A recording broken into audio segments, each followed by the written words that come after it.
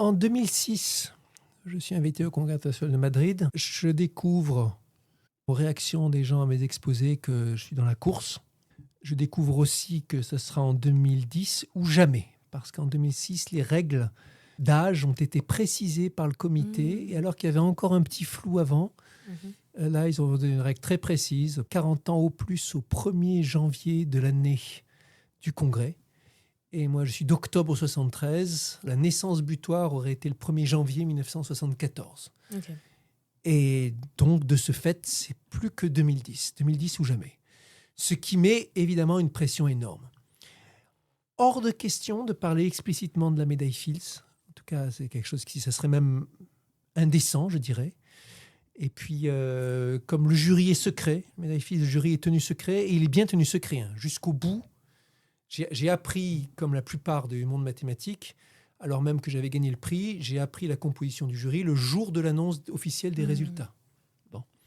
Donc, tu ne peux pas faire de lobbying en allant voir un tel, en disant « je suis un super candidat » et tout ça. Tu laisses les autres faire les recommandations pour toi. Il y a un processus qui se fait en coulisses. Et donc, je vois la pression juste considérable. Et j'analyse aussi que pour autant, dans le dossier, il manque un navire amiral. Bon. Un truc, il y a des accomplissements qui sont bons, mais on peut reprocher à ci et là.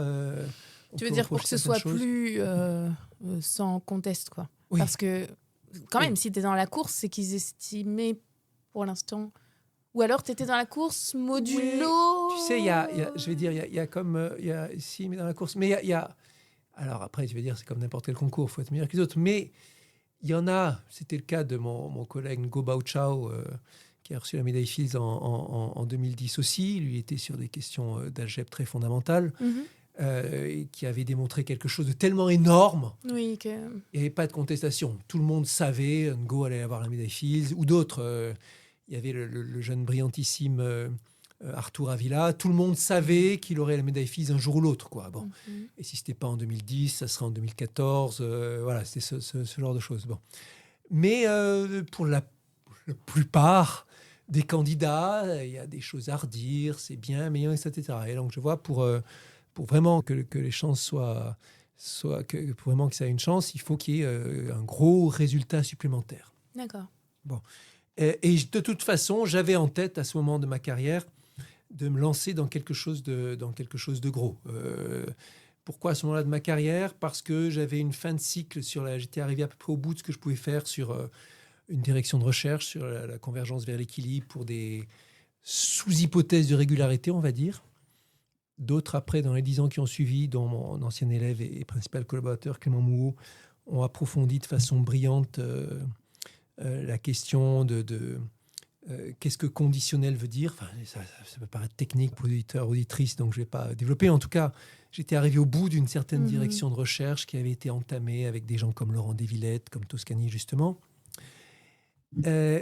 J'étais, en 2006, cependant, encore en plein dans la rédaction de mon cours sur le transport optimal. Et quand je te dis en péril, il y avait un peu de ça. Si j'avais été complètement, tu sais, dans l'entreprise, il faut tout miser sur la médaille Fields, ça aurait été, je vais mettre en pause le cours sur le transport optimal, il attendra bien quelques années. 2010, j'aurai la médaille Fields ou pas, mais il sera toujours temps de reprendre le bouquin. Mais ce n'était pas possible, parce que le bouquin, il avait pris son existence obsessionnelle en moi. Bon. Et il y a une bonne année complète de recherche, ce qui est énorme quand tu es dans ces eaux-là, qui a été sacrifié à ce moment-là sur l'autel du bouquin. Le bouquin, il m'a pris 2 ans et demi et c'était pas un projet à temps plein, mais quand même, c'était une obsession de tous les moments. J'ai souvenir de colloques dans lesquels j'arrive le matin, je tape sur mon bouquin, je m'interromps pour donner mon exposé, je continue jusqu'au soir, taper sur mon livre. Il était tellement obsédé que ce jour-là, en rentrant prendre l'avion, à cette époque-là, je prenais tellement de l'avion, en rentrant, en arrivant à l'aéroport, sur le moment d'embarquer dans l'avion, je me dis « Fuck !» J'ai oublié de faire une sauvegarde, de sorte que si jamais l'avion s'écrase, personne ne pourra reconstituer le livre dans l'état où il aurait dû être après les corrections d'aujourd'hui. Tu vois le genre d'état dans lequel j'étais. Bon. Donc, il y avait un cas obsessionnel. Tu as vu ce film de Cédric Clapiche où le héros se met dans les toilettes du TGV pour taper son livre. Bon, je l'ai fait, mais bien avant le film. Avec branché sur mon ordinateur portable pour ce bouquin. Donc ce bouquin, il avait pris une existence complètement obsessionnelle. Et ça s'est terminé que vers 2007. 2007-2008. 2008. Le bouquin paraît en 2008. Et donc c'est à ce moment-là que c'est dégagé du temps. Ouais. Mais alors tu vois, entre 2006 et 2008, ce qui m'a le plus occupé, c'est le bouquin. Pas que ça, mais c'est ça qui m'a le plus occupé. Et le projet Amortissement Landau, il commence en Ouais. Il est bouclé en 2010. Tu vois la fragilité de toute la construction. C'est vraiment du... Sur le fil. Ouais, absolument sur le fil. Bon. Et là, quand je me lance dans... Et c'est plus que ça. Quand je me lance au début de l'Amortissement Landau, je me dis, avec Clément, non, mais là, c'est un sujet qui a l'air intéressant, mais je le vois plutôt comme une mise en train avant de passer à quelque chose de bien plus dur. Et chemin faisant, c'est toujours chemin faisant que ça arrive, je découvre que le problème est beaucoup plus dur et beaucoup plus riche. Je veux dire, il n'est pas que dur, il est intéressant aussi. Je sens qu'il y a des trucs qu'on est en train de résoudre, qui vont être importants, etc. Et donc là aussi... Amortissement Landau, ça s'étale là aussi sur 2 ans, 2 ans et demi même jusqu'au moment où il y a l'acceptation de l'article. Et donc il y a une période extraordinairement intense où tu vois, les sentiments sont très mélangés. Je commence en me disant, je lance là-dedans, c'est intéressant, mais après, pour démontrer de plus grandes choses et éventuellement pour la médaille Fields, il faudra bien passer à quelque chose de plus dur. Finalement, ce problème-là est bien plus intéressant. Et finalement, c'est pas la médaille Fields qu'il faut penser, c'est au problème. De toute façon, ça c'est ma conviction.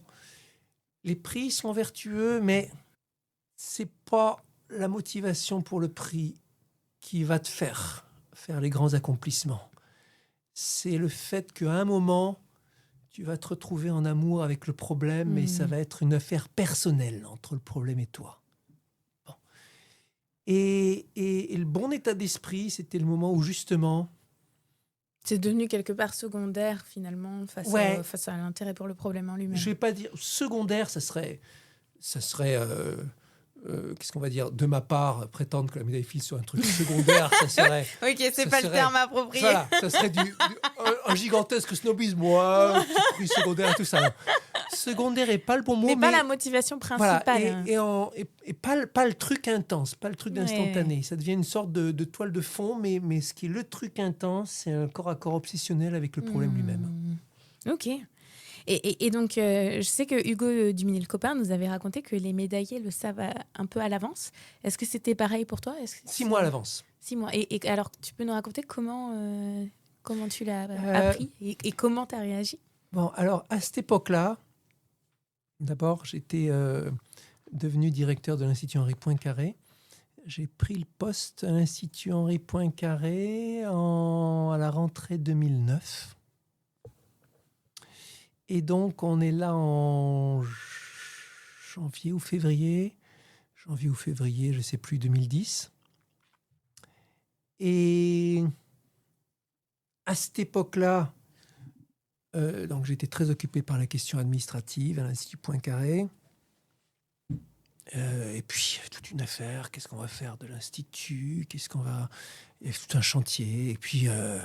se coltiner un budget qui se compte en millions, lancer des tels programmes, tels trucs avec l'Institut Clé, etc., plein de choses. C'est nous qui avions hébergé, par exemple, la cérémonie de l'Institut Clé pour le prix du Millennium pour Grégory Perelman, la démonstration de la conjecture de Poincaré. La cérémonie a été tenue sous les auspices de l'Institut Henri Poincaré, avec le Clé Institute, tout ça. Donc, je suis très occupé à tout ça.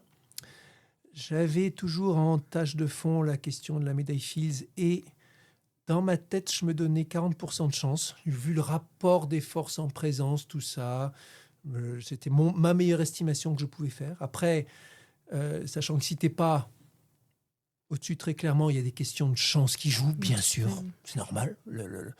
Et là, est-ce que ça va plaire ou pas? Et je suis dans mon bureau ce jour-là, et c'est une interview d'un magazine de vulgarisation scientifique qui vient prendre des photos, faire un petit reportage, etc. Vianney, Institut Poincaré et tout. Et pendant la séance, le photographe, je reçois le coup de fil, le téléphone sonne, je décroche, allô, allô, comme ça. Et au bout du fil, c'était Laszlo Lovász, le président de l'Union mathématique internationale. Elle entend « Hello, this is Laszlo Lovász from Budapest » ou quelque chose comme ça. Waouh! Et là je compris comprends. instantanément. Instantanément, tu comprends. Si tu reçois un coup de fil du président de l'Union mathématique internationale avec qui tu n'as jamais interagi, donc là, et puis il dit « I have good news for you » et je savais que c'était la formule clé. Donc là, vraiment... Et puis, voilà, alors... Et je suis là, extraordinaire, magnifique et tout ça. Je mets tous les mots et tout ça. Il me dit, c'est bien secret. Ouais, super, extraordinaire, c'est magnifique. tout ça, etc. Je suis tellement heureux. Évidemment, il vérifie que j'accède parce que le comité avait été échaudé par Gregory Perelman qui avait refusé la médaille Fields en 2006. Bon. Et bon, alors ça, je raccroche et je me dis, bon sang, le photographe qui est dans la pièce, qui a entendu notre conversation.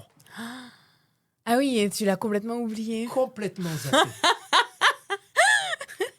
Et soit il était très réglo, il a juste pas écouté, soit il comprenait pas l'anglais. Ouais. Mais en tout cas... Ça va fuiter. Ça n'a pas fuité. Et même, il me demande, alors qu'on termine l'entretien et tout, il me dit, alors c'est bon, ça va votre carrière? Il paraît qu'on parle de vous pour des prix importants. Et je lui réponds, non, on ne sait pas trop. On ne sait jamais. On verra bien. Effectivement. Bon, comme dans un film, tu vois. Ah ouais, là, vraiment.